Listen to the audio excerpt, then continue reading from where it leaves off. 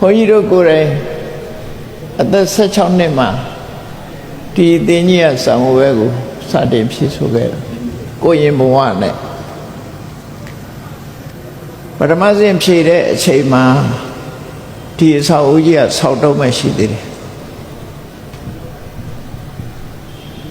အဆောက်အဦကြီးဖြစ်မြောက်ရေးလှည့်လည်ပြီးတော့တရားဟောနေတဲ့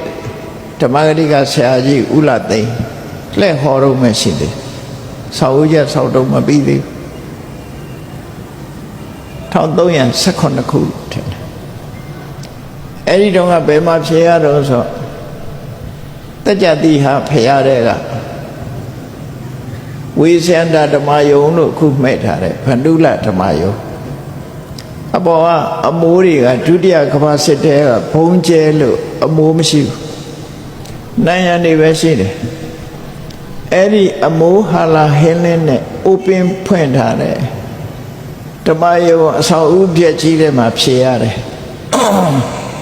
ဖြေတဲ့အခါမှာခိုးတွေဟာရှိတယ်ကိုယ့်ဘောခိုးချီပါမချအောင်မနေသတိထားနေနော်ရမယံခအပေါ်ကခိုးတွေကပြေးရင်နှွားရင်ခိုးချီပါသွားတာလေးလည်းရှိအဲ့တော့အဲ့ဒီမှာပထမဆုံးဖြေရ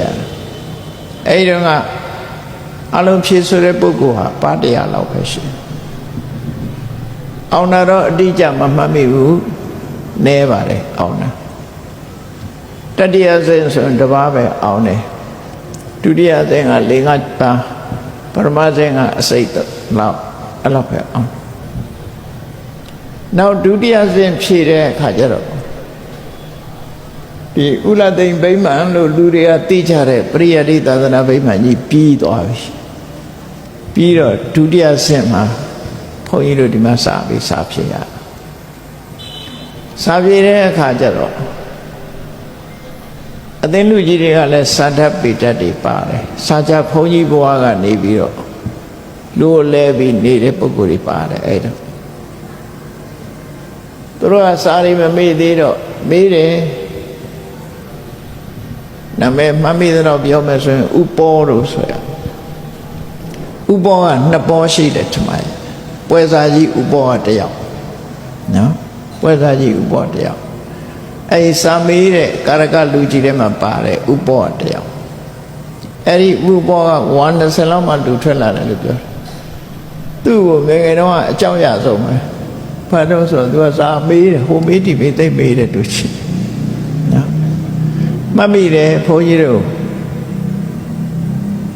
စိရန်တိဋ္ဌတုဒီအသင်းထဲမှာပါတဲ့ဓမ္မရဲ့စိရန်စာအဲ့ဒါလေးသူမေးတာကိုရင်တို့တဲ့စိရန်လားစီရန်လားပြောစမ်းတယ်ဆိုအဲ့ဒါအစပြီးတော့အဲ့တော့သူမေးတာကျေးဇူးတင်ရသတိထားမိသွားတယ်သေးသေးဒီလုံးကြီးတင်နဲ့လုံးကြီးတင်ဆန်ခတ်ရောနေတတ်တယ်ခုခေတ်မှာနော်စိရန်လားစီရန်လားတရားတော့စီရန်မဟုတ်ဘူးစိရန်ဖတ်တဲ့အခါမှာရောထွေးနေတယ်ဒါကြောင့်မို့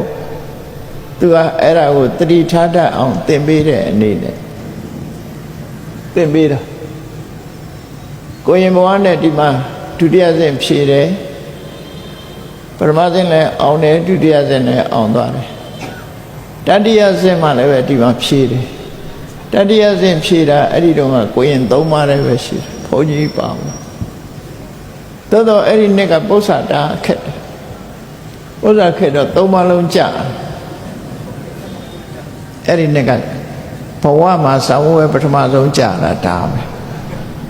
ပထမငယ်လည်းမကြခဲ့ဘူးပထမလတ်လည်းမကြဘူးပထမကြီးလည်းမကြဘူးစာကြရန်လည်းမကြခဲ့ဘူး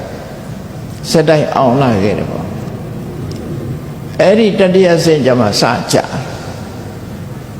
ကိုယ်စိတ်ထဲမှာအမြဲတမ်းသင်္ကေတရှိတယ်သာဝဝဖြည့်ပြီးလို့ရှိရင်ကစက်ထွက်ကနေကြအိမ်မက်ကမက်တယ်ခါတိုင်းအိမ်မက်တွေကသာဝဝကြတယ်လို့ပဲအိမ်မက်မက်တာအကုန်အောင်တယ်အဲ့ဒီတတိယစဉ်ကျတော့အောင်ရင်လို့လားပြောတော့အောင်တယ်လို့မဲ့ပြီးကြာသွားအဲ့တော့ပြောကြတဲ့လူတွေကအိမ်မက်ပြောင်းပြန်တယ်ဟုတ်ကောဟုတ်မလားတော့မသိဟုတ်ကောဟုတ်ပါ အဲ့တော့အောင်တယ်လို့မထကြတော့ကြတာမှကစက်ကိုပိတ်သွားတတိယဆင်းကဗလန့်ကြီးဖြစ်သွားတယ်အဲ့တော့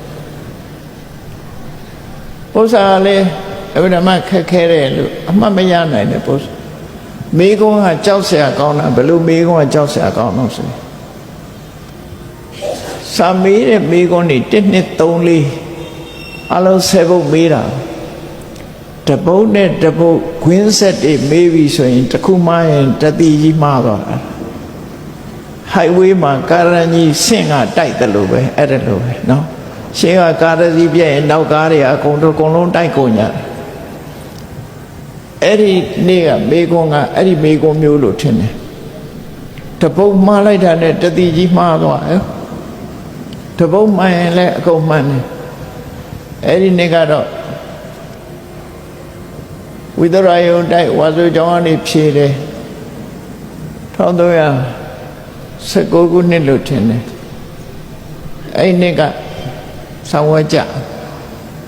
ဒါနဲ့စကိုင်းပြောင်းသွားစကိုင်းပြောင်းတာကတော့စကိုင်းသူဘောရယုံကျောင်းတယ်လို့အဲ့ပြောင်းသွား19ခုနှစ်ကျောင်းစပြီး20ပြည့်နှစ်ကျတော့တခါတတိယဆောင်းဝဲကိုဖြေတယ်တတိယဆင်ကိုဖြေတယ်အဲ့ဒီကြတော့အောင်တဲ့အခါမှာ5ပါးအောင်ရတယ်အဲ့ဟုတ်ရှိတုန်းကတတိယဆင်ဆိုတပါးပဲကစတဲ့ထောက်တာတွေ့ဦးတယ်အဲ့နှစ်ကစပြီး5ပါးဆို5ပါးလဲအောင်တကိုးလို့အဲ့ကျမသိတယ်ခါတိုင်းဆိုရင်တာမဏေကျော်ဆိုရင်တပါးပဲပြီးတယ်လို့ထင်တယ်ရှိတုန်းကတပါးစီရွယ်လာတယ်ဘုန်းကြီးတို့ဒီအသိကြီးထဲမှာရှင်သာမဏေဘဝနဲ့4 နှစ်ရဟန်းဖြစ်တဲ့အခါကျတော့ရဟန်းဘဝနဲ့ကဆောင်းဝဲဖြစ်ရတာစာသင်တန်းက3 နှစ်စာကြတန်းက3 နှစ်6 နှစ်အားလုံး10 နှစ်ဒီအသင်းကလူကြီးတွေရဲ့မျက်နှာတွေ့နေရတာပေါ့နော်ဆောင်းဝဲ